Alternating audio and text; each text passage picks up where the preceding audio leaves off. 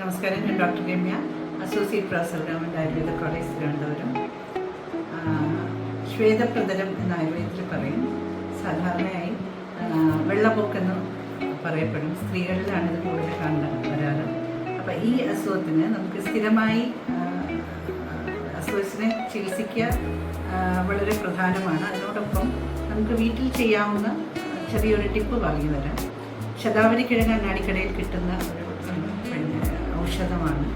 ശതാവരിക്കിഴങ്ങ് നല്ലോണം വൃത്തിയാക്കി കഷ്ണങ്ങളാക്കി പാലിൽ വേവിക്കുക. പാലിൽ വേവിച്ച് വറ്റിച്ച് അത് ഒരു ആഴ്ചയിൽ 2-3 തവണ ഉപയോഗിക്കാൻ പറ്റിയാൽ ശരീരം തണുക്കും. അതോടൊപ്പം ഈ ശ്വേതപ്രതല അല്ലെങ്കിൽ വെള്ളപ്പോക്കിന് ഒരുപാട് ആശ്വാസം ഉണ്ടാവും.